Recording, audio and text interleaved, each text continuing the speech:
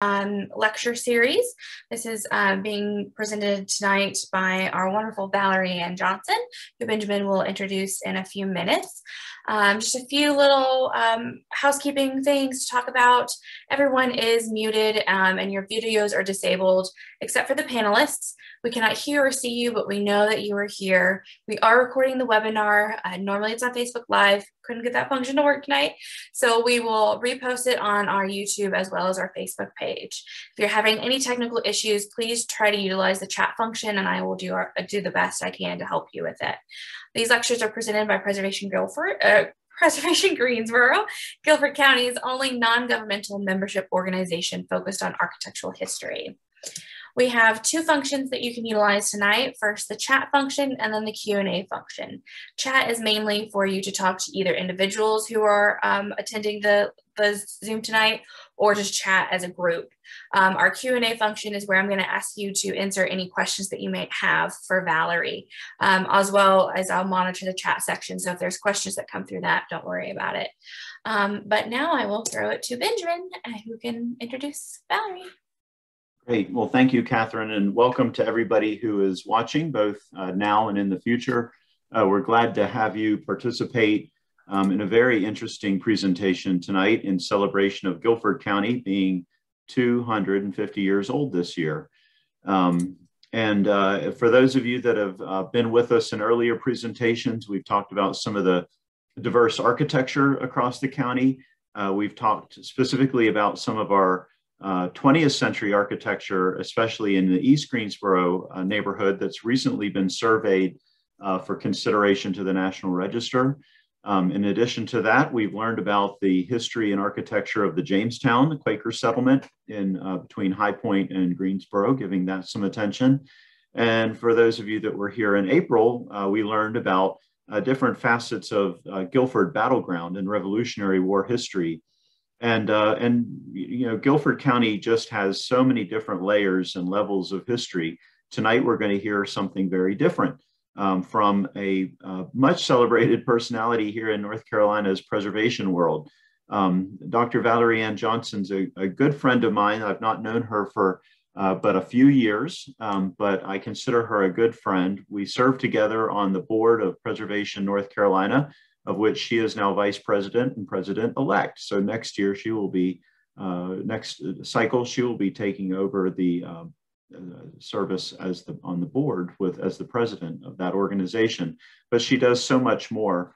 Many of you in Greensboro might remember her as the Mott Distinguished Professor of Women's Studies and Director of Africana Women's Studies at Bennett College. And we were so pleased to have her in Greensboro. She's now matriculated to Shaw University in Raleigh. She is currently the Dean of Arts and Sciences and Humanities and Professor of Sociology there at Shaw University. And she does so much more. She is currently chair of the North Carolina African American Heritage Commission, which, if you have not seen the incredible work that that commission is doing, it's very exciting and groundbreaking. She also serves on the North Carolina Historical Commission. And importantly, she serves on the National Register Advisory Committee. This is a body of appointees who are experts in the field of history and architecture that help the state historic preservation staff evaluate National Register nominations and reviews properties as they are brought forward to be recognized by the National Park Service. So, and she does so much more, but we would spend all evening here talking about her, and she is ready to speak about her talk tonight. I'm excited that she will be giving us wonderful fodder for us to understand why historic places are important. And I know that when we're done tonight, you're going to stand a little taller because Guilford County has an incredible selection and array of history. So I'm going to hush up and let Dr. Johnson speak. So Valerie Ann Johnson, thank you so much for being with us tonight. Thank you so much, Benjamin. And that was just a great introduction. Now you've given me a lot to live up to. And I thank you for that warm welcome, both of you and Catherine. Thank you so much. Now, I'm going to share my screen because the way that I'd like to organize tonight's talk is more talking through some slides that I have and showcasing some of the places that are not just interesting to me, but also some of Benjamin's favorite places. So give me a minute.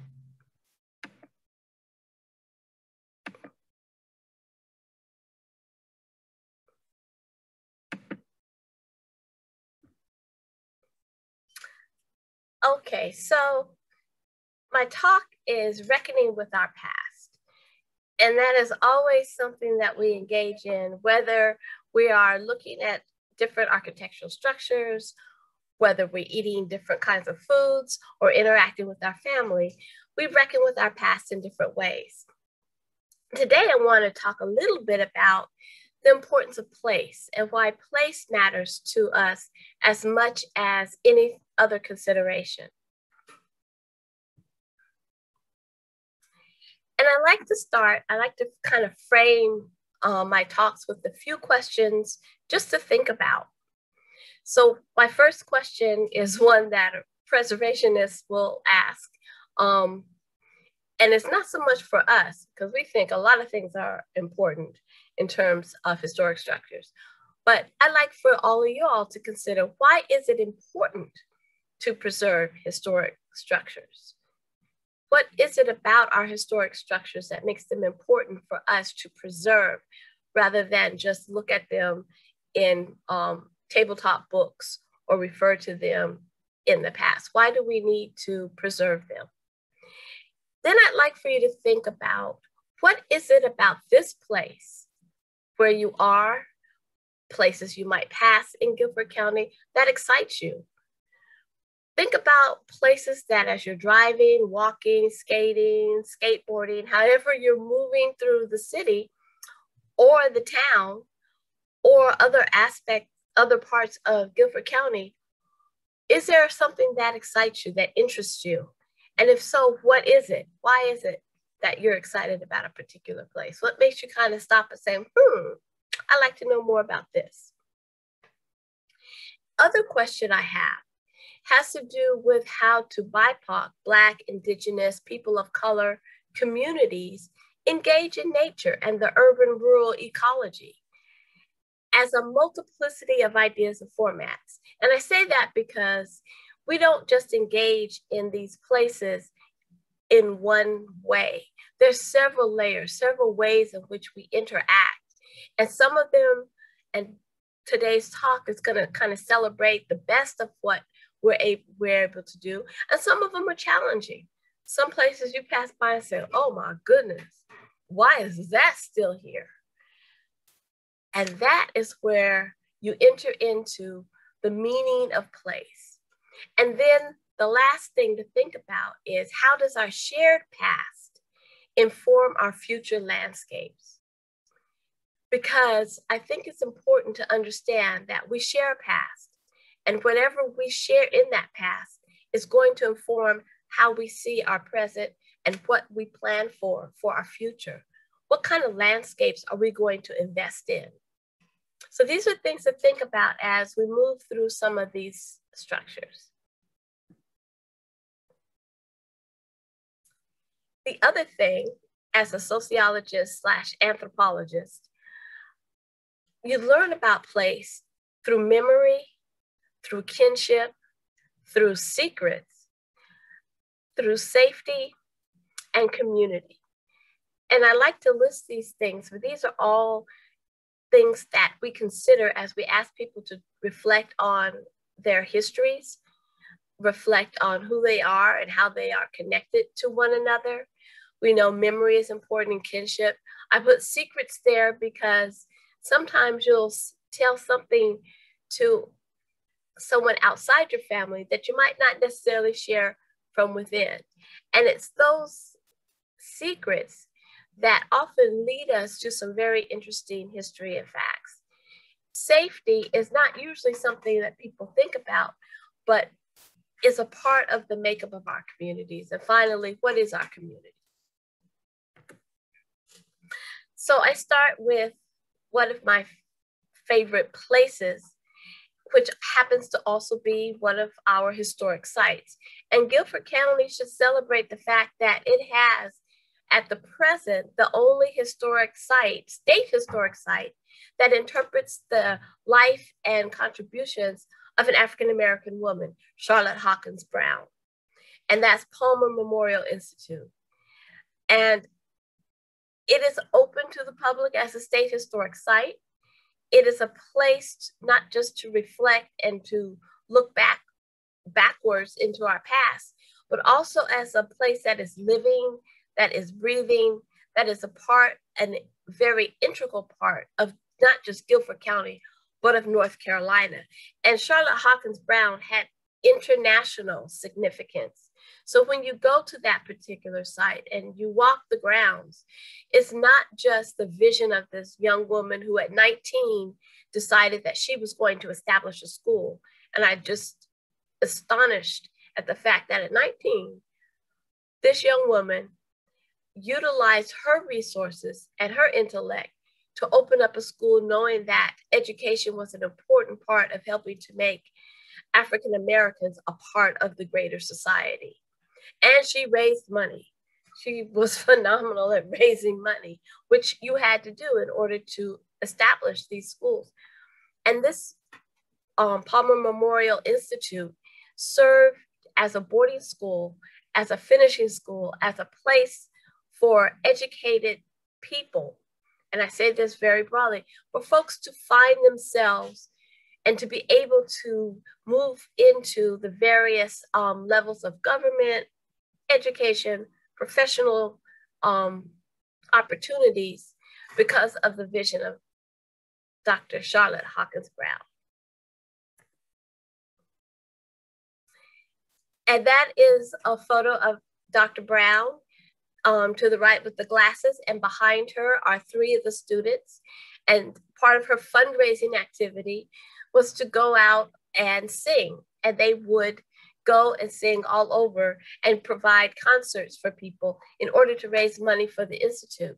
But she also was an amazing organizer. So she didn't just look at education as a way in which people could be a part of our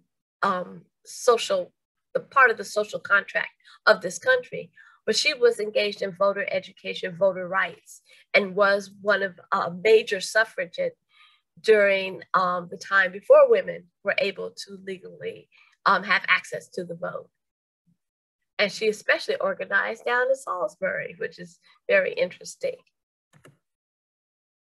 She also took a year off to travel and study from the work that she was doing at Palmer Memorial Institute. And there she met up with two other educators, Mary McLeod Bethune and Nannie Helen Burroughs, both of whom were also significant as the 3 B's of education. Mary McLeod Bethune is also known as a founder of Bethune-Cookman University down in Florida. The 3 B's had this kind of holistic triangle of ideas, emphasizing slightly different aspects. So Brown was interested in combining education, religion, and deeds.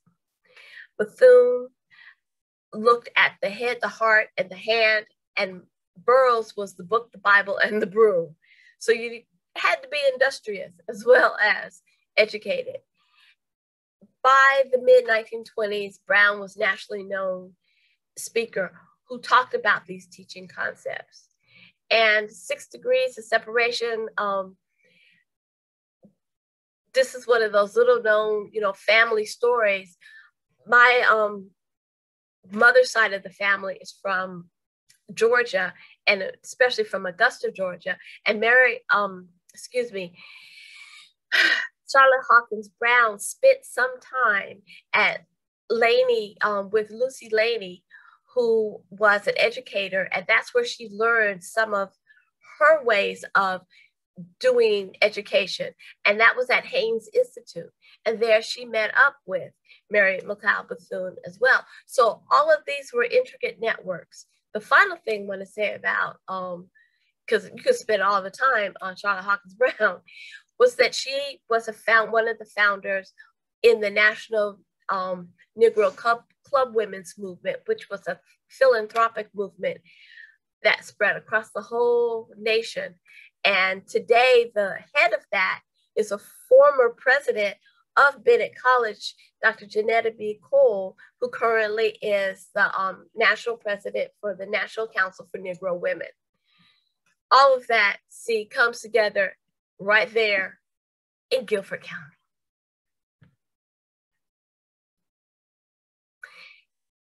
I show this to see, you know, some of the distress that our structures can be in. This is still at Palmer Memorial Institute, but with some love and dedication, the mirror hall to that is Galen Stone, which, as you can see, has been restored. And that is what the other building will look like as it's fully restored. And I just think that it's important, again, to understand our history through these structures. And this, again, is at Palmer Memorial Institute in Sedalia. The connection that we have to Palmer Memorial Institute is also reflected in Bennett College. And what you see in the background is Annie Pfeiffer Chapel, which is as gorgeous on the inside as it is on the outside.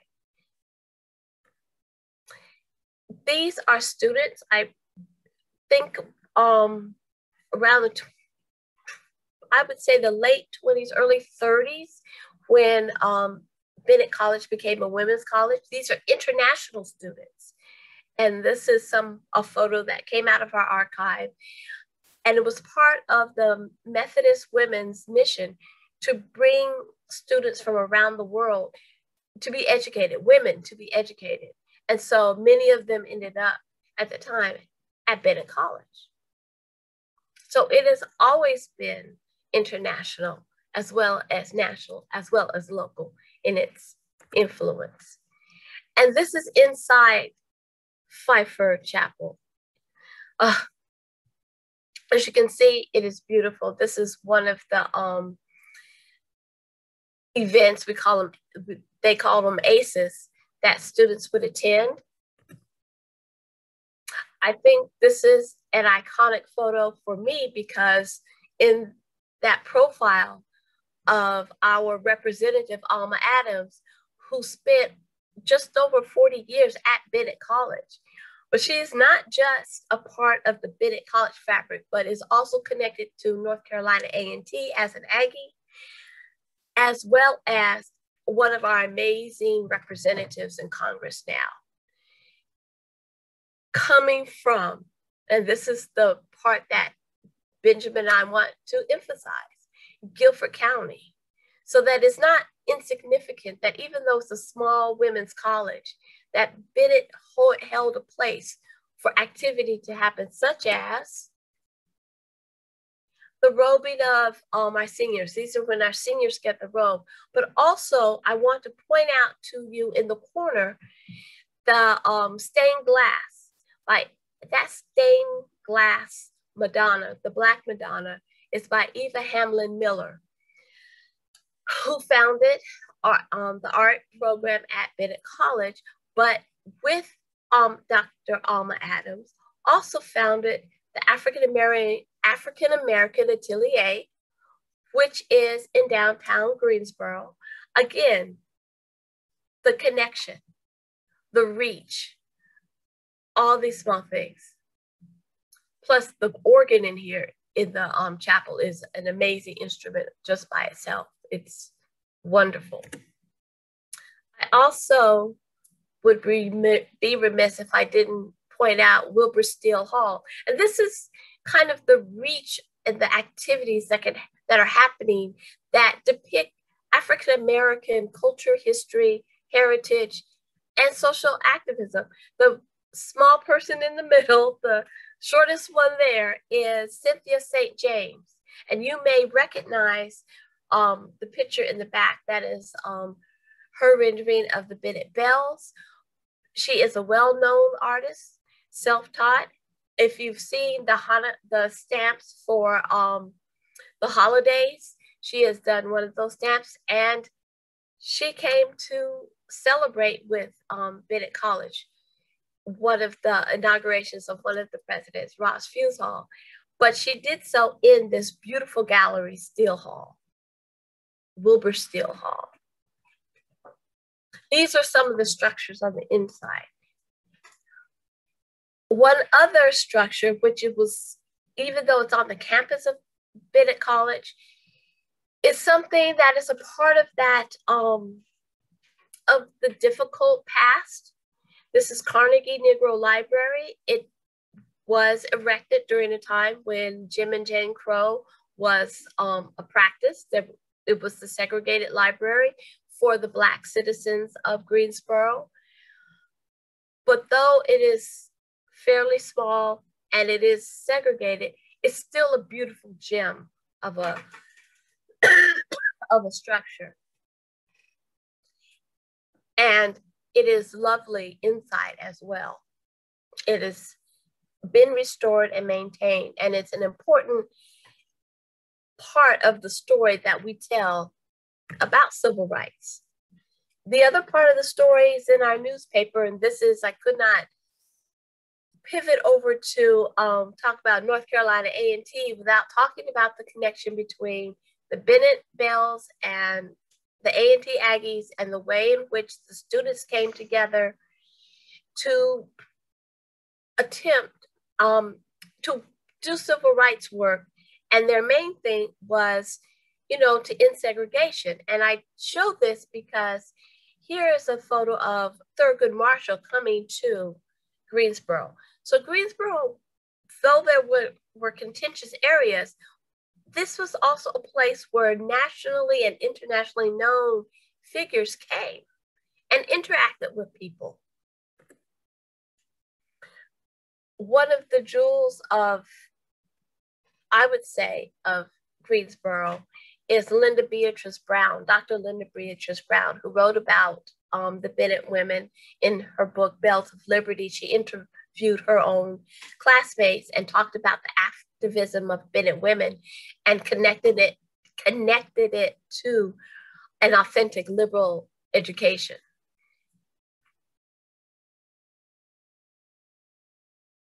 And that's sort of Bells in action in the recent past. That was one of the Moral Monday marches. This is marching to the polls, and there's Dr. Adams with her ubiquitous belt, horn, megaphone. And I put this photo in on the steps of the chapel because if you look at this family, you would wonder, how are they at all connected? And it also speaks to that you can't always tell the connections that people have by looking at a family photo. This is an important family for Bennett because they are the descendants of David Dallas Jones and Susie Jones, who David Dallas Jones was the president, Prexy as they called him, when the school moved to become co-ed, and was the president right before Willa B. Player, Dr. Willa B. Player, who was the first woman, Black woman, to become president of a 4-year institution in the country, happening in Guilford County. Okay, and finally leaving Bennett College, but not going too far, because here is a more modern expression, and that is at A&T. So there's that photo. And then, of course, the celebration of February 1, the 4 Aggies who helped to spark the sit-in movement. And I have to say, with the support and help of Bennett Bells, they really did work together to bring that about. And you'll see the name Dudley more than one time on buildings. Now this is, and I'm gonna get this right, Nelson Station, right? Yes. And this is me learning more about the institutions than the buildings that are around that I just pass right by and not pay that much attention to, except to say, that's a lovely Victorian, look at the craftsmanship, look at the building, look at the need for some repair, but it's the history, the connection to A&T that's important, and that it's one of the buildings that was inhabited by an important faculty and administrator at Agnes and Walter Nelson. And that was important to understand that we had such structures, such homes in the area. So that's one. And as we move away from A&T's campus, we have what is now known as the International Civil Rights Center and Museum, as well as the Woolworth Building. And a lot can be said about it, but one of the things that I'd like to say is that this is an effort of the community to maintain a structure that is not, it's difficult to put on the National Register because the integrity of the building to the time in which it was built has been altered, especially inside. But that is just one aspect of understanding history and understanding place. That when you go in, you learn about the efforts, not just to engage in civil rights in Guilford County, in Greensboro, but internationally, and who've been some of the people who've been important aspects. It's also a place to display other kinds of exhibits, and one of the exhibits that was displayed there was about the Green Book. And so I still like the architecture, and even though it has a different purpose, I think that if it maintains its integrity in another 50 to 100 years, what a jewel that is. What an important way in which we can talk about the multiple layers of downtown Greensboro. That's what these structures help us to do, to tell the multiple stories. And telling the stories also includes murals. And so while this is not necessarily an architectural structure in the classical sense of being a house or a business establishment, this mural, as far as I know, is still there, still a part of the landscape, depicting two women who I don't really know, but I look at them and think, these are residents, people, a part of Greensboro. We also have photos of what I would call the ephemeral works. This is no longer, this has been painted over because it was considered graffiti and not, that's why its art isn't a crime. That no longer exists in real time, but in our memories as a part of an experience of these young Bennett women. We have this particular tag, loving East Greensboro. And if you continue to walk in the area, I am so glad that the restoration has occurred for the Magnolia House. And again, I could talk on and on and on about the notable people that came to the Magnolia House. It's on World Street, not too far from Bennett College, on the way to downtown. And when you see the water tower, the Bennett Water Tower, and you look at Murrow Boulevard, we were told, as people were talking about their and reflecting on their memory of Magnolia House, one of the gentlemen reflected on the fact that they used to play ball where there is now a street. And he spent about 20 minutes talking about the neighborhood as it existed then, when Magnolia House was probably in its heyday. And that's why these structures, again, are important, to be able to elicit these stories, and it's up to us to capture them, to write them down, to make sure that they don't disappear. And Magnolia House was a part of the Green Book. And I can talk more about what the Green Book is later. This is one of my favorites, Benjamin. Because it's so peculiar. It's Cascade Station, and the way it sits on the railroad tracks is just so industrial, but it's also so city. And it just speaks to this fraught time where, in part, you know, you've got to recognize that Jim Crow did exist. There was segregation. Where were the places that people could go and inhabit? But there's other stories that are there. And that's what I want us to focus on. What are the other stories of place? What else is happening? Who interacted? Who's with us now? Who could tell us some of the stories of this building?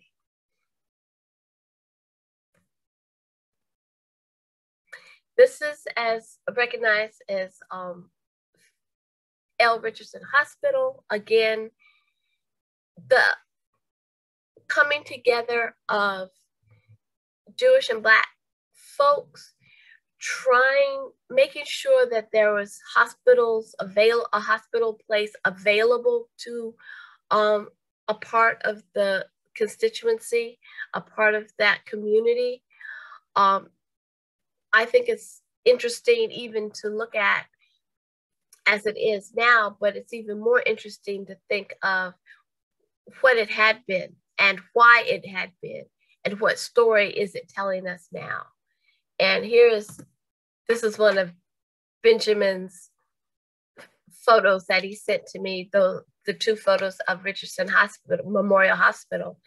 And so we also, when we talk about place name, the names that are given to these structures, they tell us a part of that story and call for us to learn more about how we are connected to one another and how we're not.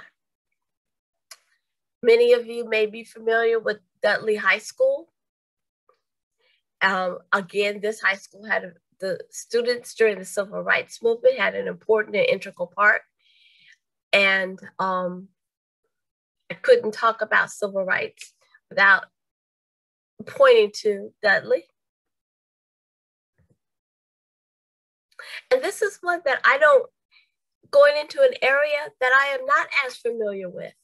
And so this is pointing me in a direction of discovery and excitement. And this is the Rosetta Baldwin Historical African American Museum. And as much as I know about the history of Black women as educators, I don't know a lot about Rosa C. Baldwin, but having this place allows me to explore that and to think about the connections that she has to a variety of folks. So that's an excitement for me. And this is in High Point. So we're going to explore a little. You see all the folks out here. You mentioned Coltrane, and you've got an international following automatically. And so it's a little bit exciting, a little bit of glamour for Guilford County to be able to point to the Coltrane House.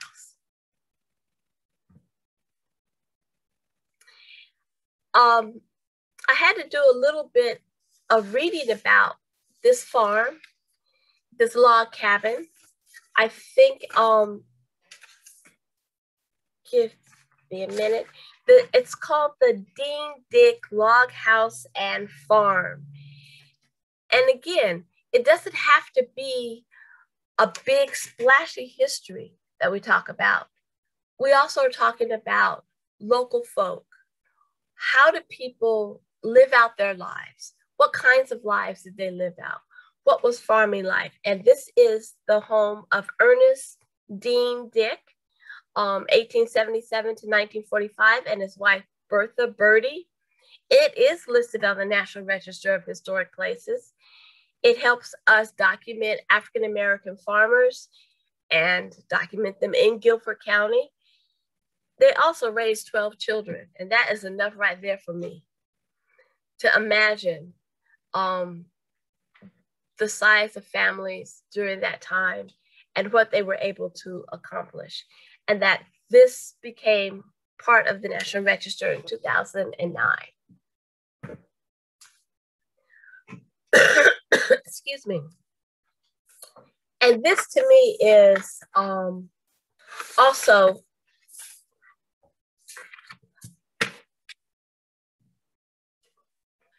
tells me about the importance of community in preserving place, in understanding the need to not just have a community center, but to connect it back to that historical moment. And this is the East White Oak School. It's on the National Register, been there since 1991. It is a part of early-ish Guilford County educational structures. One thing to note about North Carolina in terms of African-American schools and the Rosenwald school system, we have the most Rosenwald schools in the country, number one. Number two, we also have one of the largest numbers of historically Black colleges and universities were founded in the state. So education was happening across the state in every county. And in some places, you had not just one or two schools, but many schools. And it speaks to the importance of education in this Black community.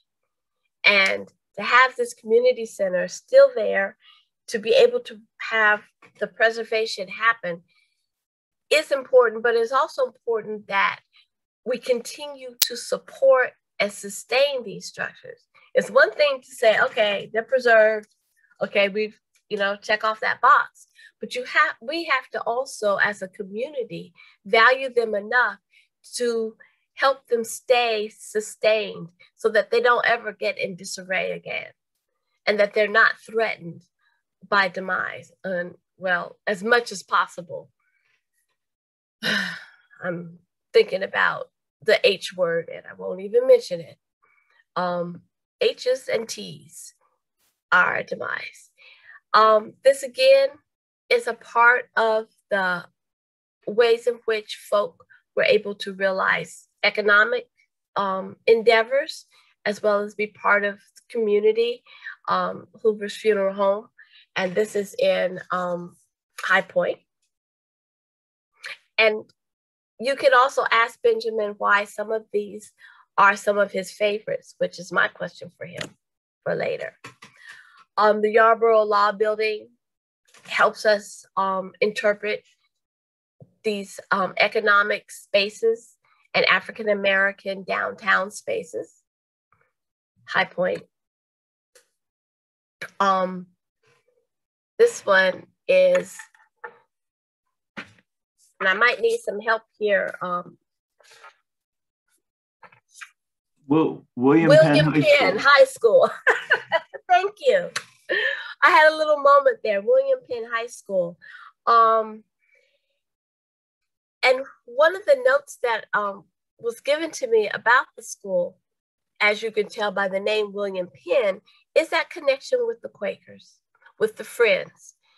And a whole nother story, a whole nother talk could be done about the Underground Railroad and the connection between Guilford College and the Underground Railroad and the ways in which folk who were freedom seeking stopped in places in Guilford County.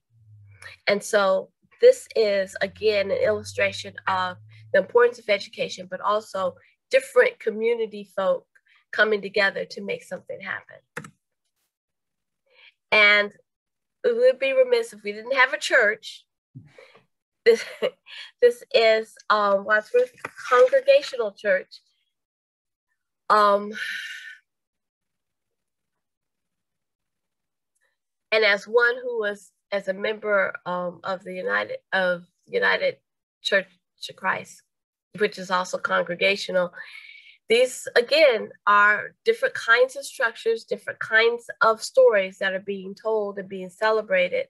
And that, I put this in here just to remind us that we could do a whole survey of our temples, our churches, our faith establishments to tell another kind of story of Guilford County and of the possibilities and of how faith community helped to foster unity.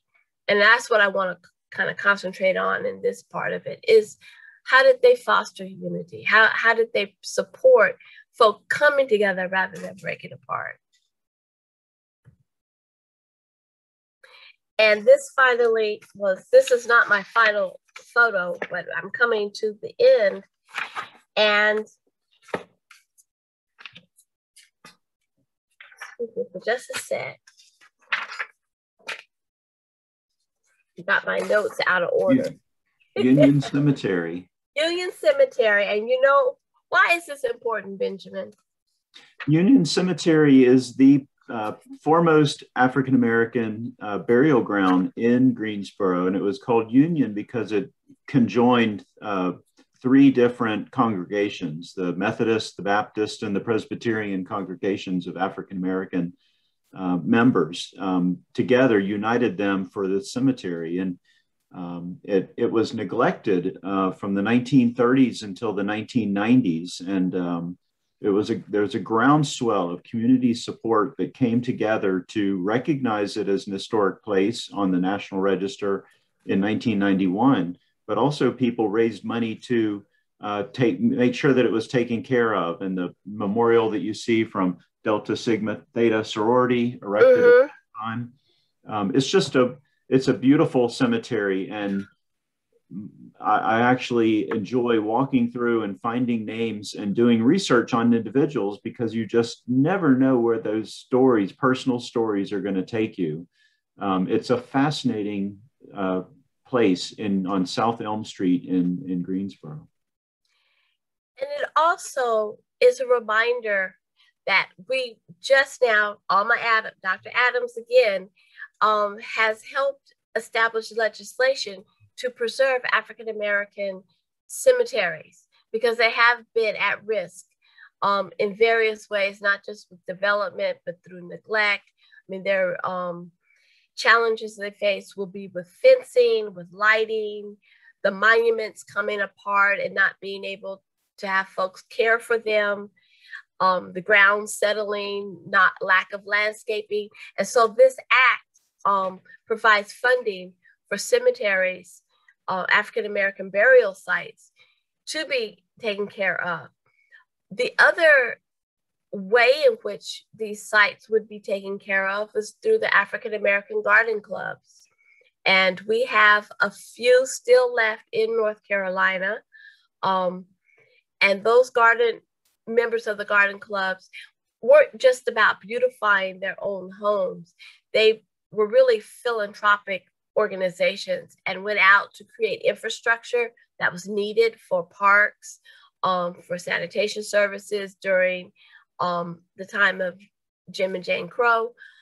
But going forward, they also helped to maintain some of these spaces. So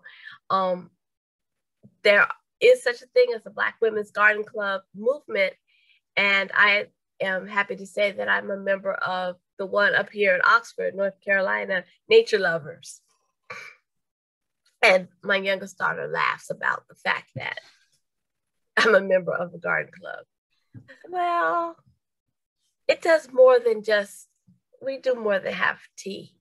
I want to end on one of my favorite structures, and that's the Kinley House. And the reason, part of it is mid-century modern, part of it is the way in which it helps interpret, again, African-American middle to upper middle class existence.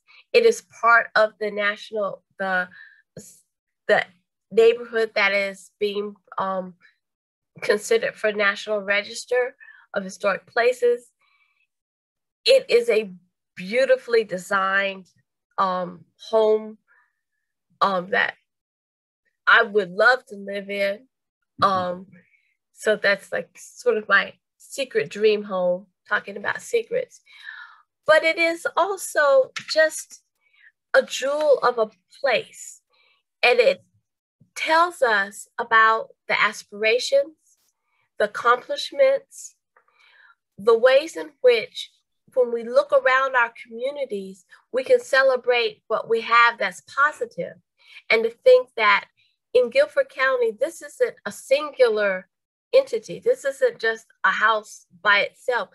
There are many homes that do this very thing, that tell us about the importance, the intellect, the wealth of the Black community. And you can go not just to the Black community, which I'm focused on here, but to different communities in Greensboro and find how place interprets and tells us how folk feel about themselves and about their community, and that they have a vested important interest in the celebration of this entity called Guilford County. And 250 years, it's got to have a lot going on. So there are so many stories that are being told. And I challenge all of you all to think about, what story are you able to tell from the places that you enjoy, the places that you celebrate, or the places that you attend. Be able to talk about those places and think about their importance to the bigger story. And the bigger story is the story of North Carolina, North Carolina in the United States, on this planet we call Earth. And with that, I would like to give my thanks. I do have sources, and including, and thank you. Great. Well, thank you so much, Dr. Johnson. Not only did you review a cross-section of our historic resources in Guilford County, but you're able to provide the context from a broader perspective that's so valuable that sometimes we can't see the forest for the trees, and you have the clarity to see the bigger vision of what these sites represent. One of our viewers, Eric Woodard, is on our board, and he is endeavoring to help us to uncover more of these stories. And right now he's really focusing on East Greensboro. What are some of the best practices that you would advise us in Greensboro, and Eric, best practices in gathering these stories and sort of prioritizing them? How do you bring these stories to the surface to know what we can set our sights on to be recognized on the National Register in other ways?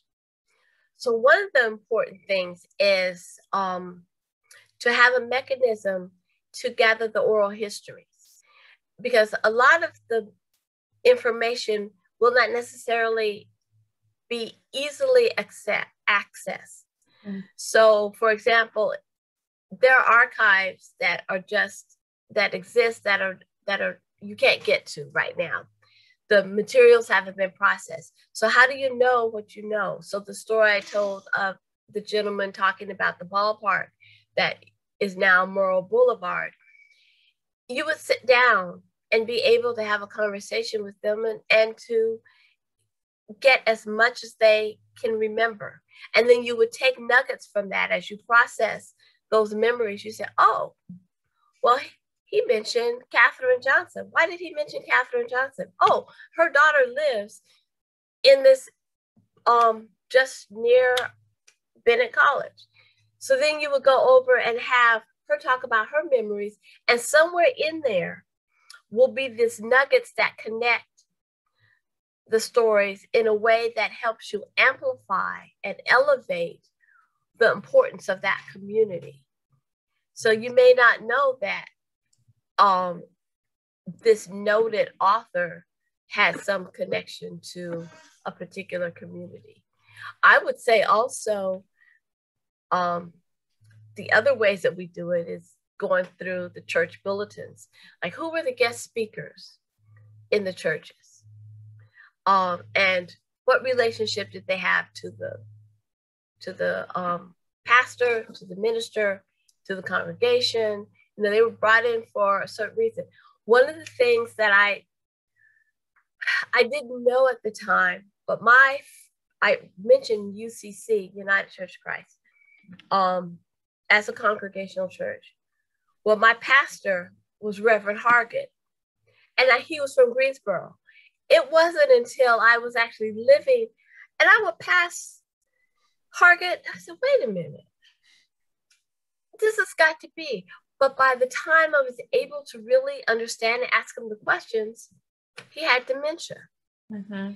So I'm sure his children know and have those stories and can talk about his father, who was the founding pastor of that church, as well as why the street was named, and about their own father, who he was involved in the civil rights movement. But when you heard him talk in the cadence of his speech, I heard Greensboro. When he would start talking about North Carolina, his accent just came on out. And it's that kind of richness that helps you to enliven the story, but also say the significance of that community is nationally significant. And you mentioned the wonderful book that was published about Bennett College recently. Could you repeat the name of that book? Bells of Liberty by Dr. Linda Beatrice Brown, whose aunt was Willoughby Player. Right.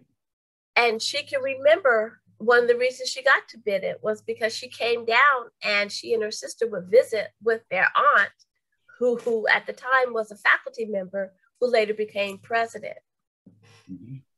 And we have a wonderful publication for those that are watching that might want to learn more about African American and Black history in Greensboro, Civilities and Civil Rights by William Chafee, written, I believe, in 1979. It is kind of a roadmap for the civil rights movement in Greensboro, beginning roughly at the end of World War II and going all the way up into the 1970s. It's an incredible resource. And I know that Eric is working hard to interview people and gather those stories.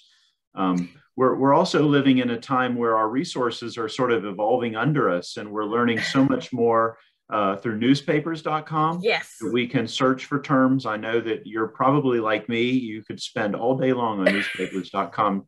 We call it chasing rabbits. Yes, we just chase those rabbits. Just chase them on down. and learning so much. These are important sources.